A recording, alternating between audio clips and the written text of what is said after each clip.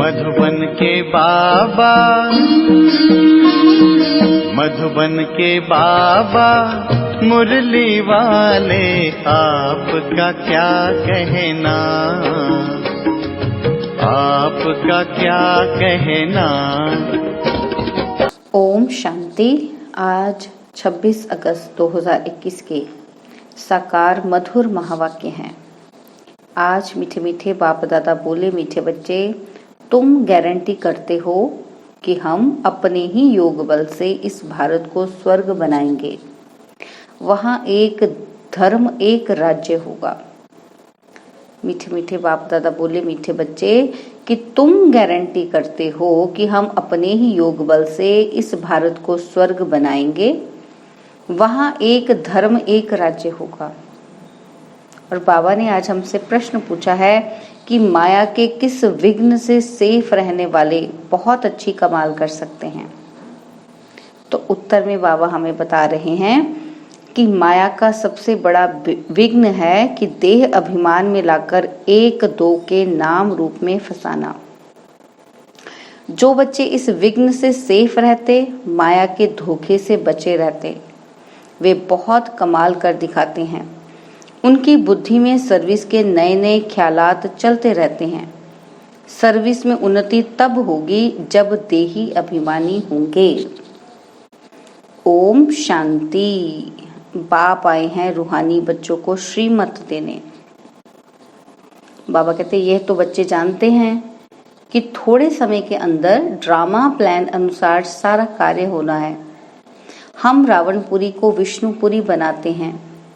अब बाप भी गुप्त तो पढ़ाई भी गुप्त है। सेंटर्स तो बहुत हैं, छोटे बड़े गांव में सेंटर्स हैं और बच्चे भी बहुत हैं और भी दिन प्रतिदिन बढ़ते जाएंगे। बाबा कहते लिटरेचर में भी लिखते हैं कि हम इस भारत भूमि को स्वर्ग बनाकर छोड़ेंगे। तुमको यह भारत भूमि बहुत प्यारी है क्योंकि तुम जानते हो कि यह भारत ही स्वर्ग था। उनको 5000 वर्ष हुए। भारत बहुत शानदार था। तुम ब्रह्मा मुख वंशावली बच्चों को ही यह नॉलेज है। इस भारत को श्रीमत पर स्वर्ग बनाना पड़े, सबको रास्ता बताना है और कोई खिटखिट की यहाँ बात नहीं है। बाबा कहते आपस में बैठ राय करनी चाहिए कि इन चित्रों द्वारा ऐसी क्या एडवर्टाइज करें जो अखबारों में भी यह चित्र डालें। आपस में इस पर सेमिनार करना चाहिए। जैसे उस गवर्नमेंट के लोग आपस में मिलते हैं, राय करते हैं, तो भारत को हम कैसे सुधारें। यह जो इतने मतभेद हो गए हैं उनको आपस में मिलकर ठीक करें और भारत में सुख शांति कैसे स्थापन हो। बाबा कहते तुम भी रूहानी पांडव गवर्नमेंट हो। यह बड़ी ईश्वरीय गवर्नमेंट है। पतित पावन बाप ही पतित बच्चों को पावन बनाकर पावन दुनिया का मालिक बनाते हैं। यह राज तुम बच्चे जानते हो। मुख्य है ही भारत का आदि सनातन देवी देवता धर्म। यह है रुद्र ज्ञान यज्ञ। रुद्र कहा जाता है शिव बाबा को। अब तुमको बाप ने आकर जगाया है, तुमको फिर औरों को जगाना है। ड्रामा प्लान अनुसार तुम जगाते रहते हो। अब तक जिसने जैसा जैसा पुरुषार्थ किया है उतना ही कल्प पहले भी किया था। बाबा कहते तुम्हारी रूहानी युद्ध है। कभी माया का जोर हो जाता है, कभी ईश्वर का। कभी कभी तो सर्विस अच्छी तेजी से चलती है और कभी कई बच्चे माया में विघ्न पड़ जाते हैं। कई बच्चों में माया के विघ्न पड़ जाते हैं। माया एकदम बेहोश कर देती है। लड़ाई का मैदान तो है ना। माया राम की संतान को बेहोश कर देती है। लव कुश की कहानी भी है ना। राम के 2 बच्चे दिखाए हैं। तो बाबा कहते यहाँ तो बाबा के ढेर बच्चे हैं। इस समय सब मनुष्य कुंभकर्ण की नींद में सोए हुए हैं। वे यह भी नहीं जानते कि परमपिता परमात्मा आया है। क्या करने के लिए? बच्चों को वर्षा देने। बाप भारत में ही आते हैं, यह बात बिल्कुल ही भूल गए हैं। भारतवासी ही स्वर्ग के मालिक थे, इसमें कोई शक नहीं। परमपिता परमात्मा का जन्म भी यहाँ होता है, तब तो शिव जयंती भारत में मनाते हैं।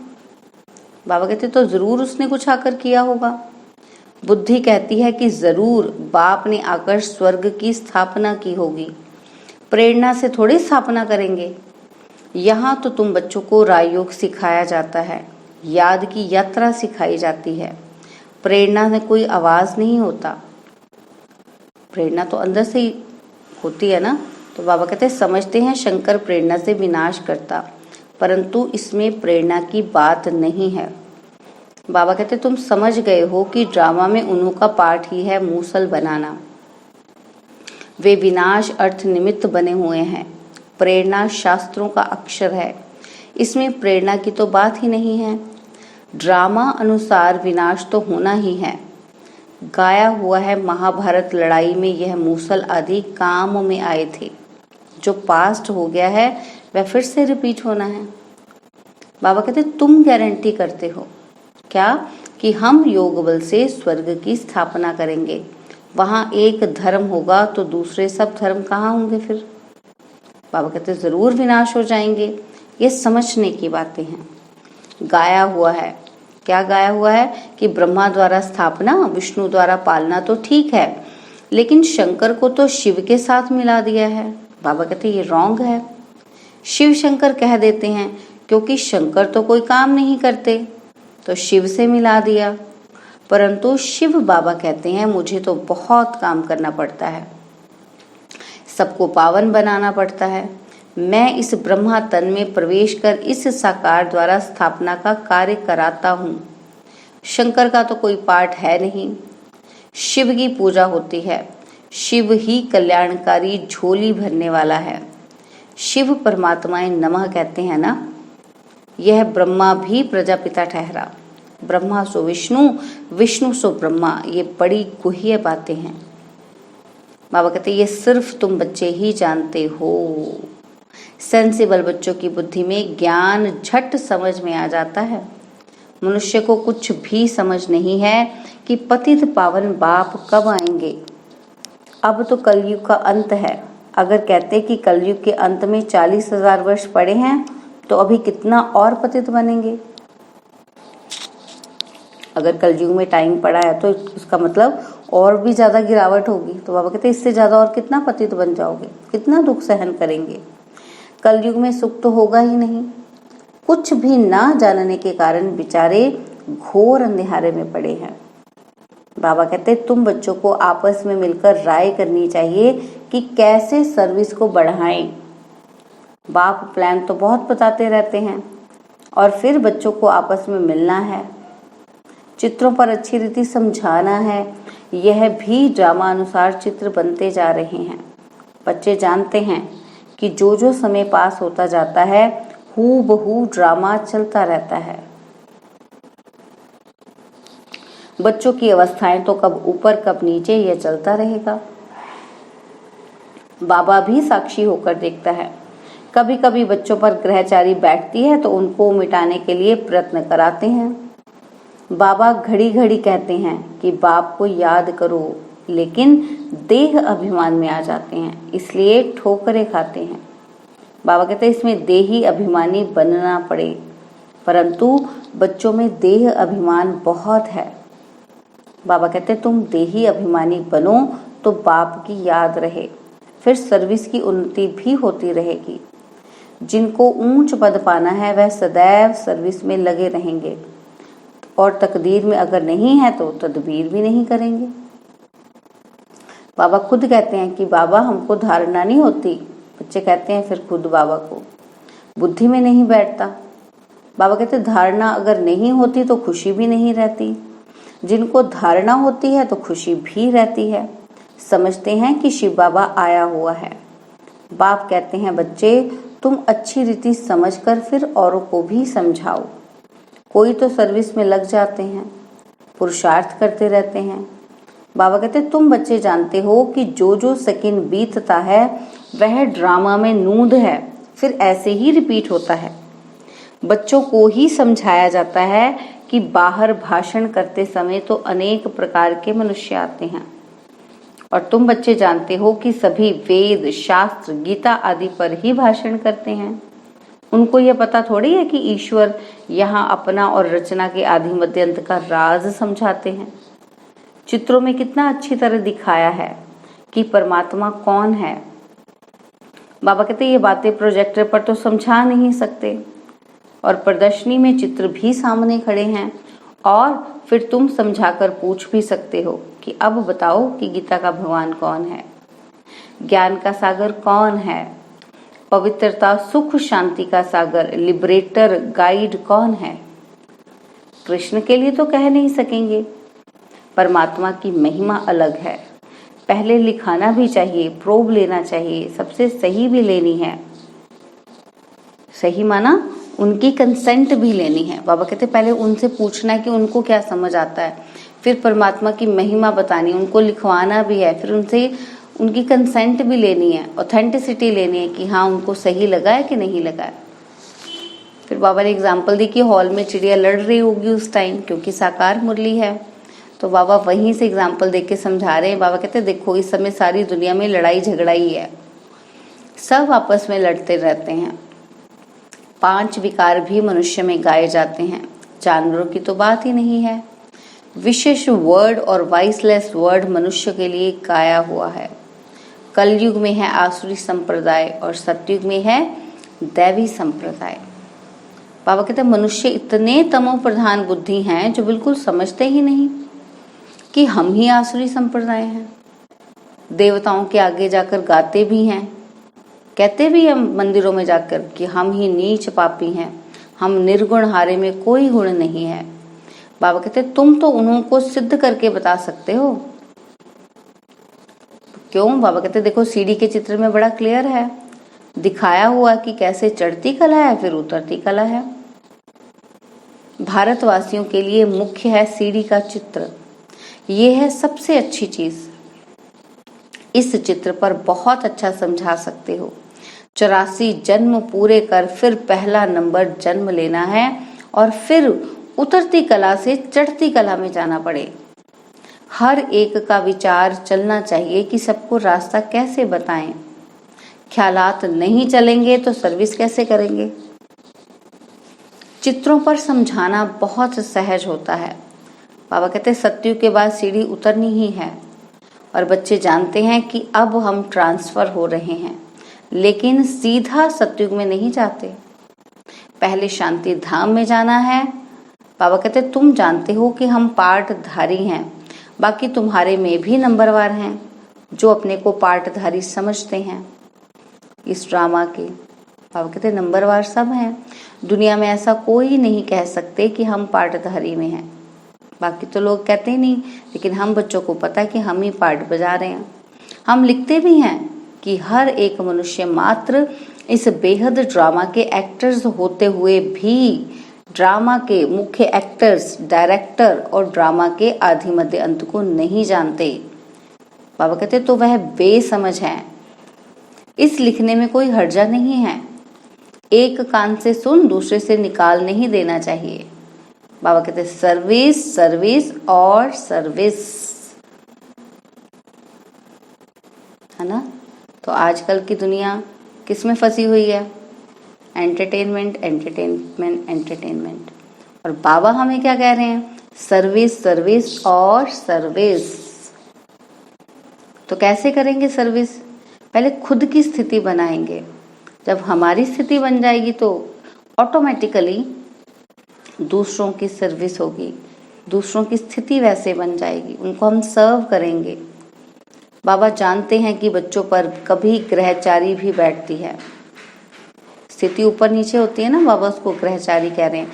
जब ग्रहचारी बैठती है तो कितना नुकसान हो जाता है, वह बाप जानते हैं। बाबा को पता है कि बच्चे कितना नुकसान कर बैठते हैं अपना।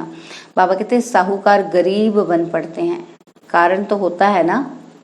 बहुतों को बाबा समझाते भी रहते हैं, बच्चे नाम रूप में कभी नहीं फंसना, नहीं तो माया ऐसी है जो नाक से पकड़ खड्डे में डाल देगी। माया बड़ा धोखा देगी। बाबा कहते आशिक माशूक यहाँ नहीं बनना है। आशिक माशूक कोई विकार के लिए बनते हैं, सिर्फ दूसरे सिर्फ रूप पर फिदा होते हैं, बाहरी शारीरिक आकर्षण में फंस जाते हैं। तो बाबा कहते तुम जानते हो सेंटेंस पर भी ऐसे माया के विघ्न बहुत पड़ते हैं, एक दो के नाम रूप में फंस जाते हैं।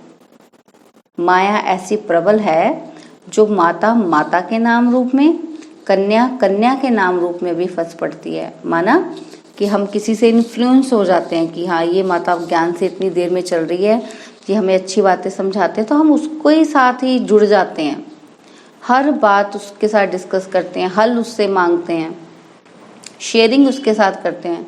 तो ये माया हो गई ना, हम बाबा को भूल के उसमें ही फंस गए। तो ऐसी कन्या कन्या के रूप नाम रूप में फंस जाती है। हमें लगता है कि ये हमारी हम उम्र है तो हम इनसे शेयरिंग कर ले, तो बाबा तो पीछे छूट गया ना फिर।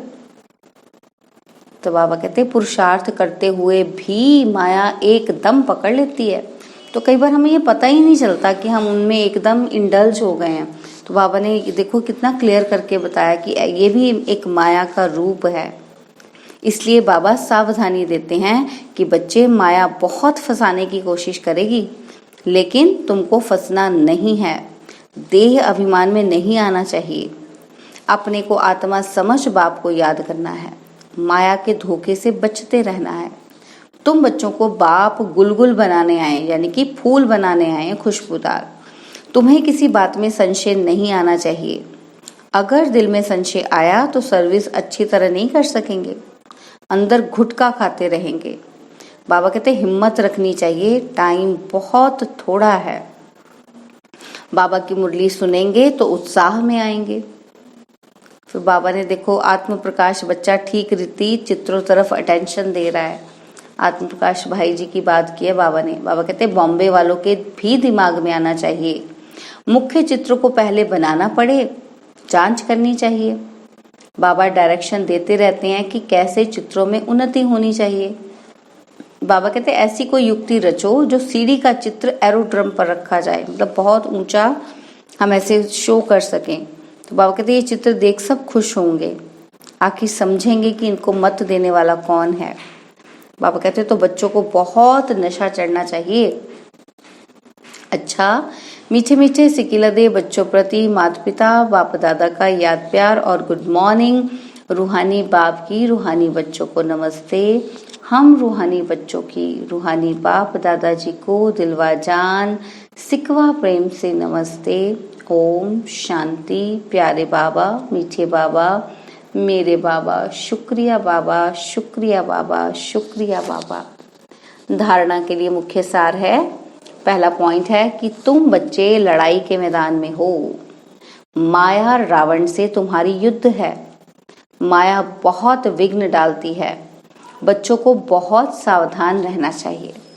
और सेकंड पॉइंट है, बाबा कहते हैं हर एक को अपनी उन्नति के लिए विचार करना है कि चित्रों पर कैसे समझाएं, सर्विस को कैसे बढ़ाएं, चित्रों में ऐसा क्या डालें जो मनुष्य सहज समझ जाए।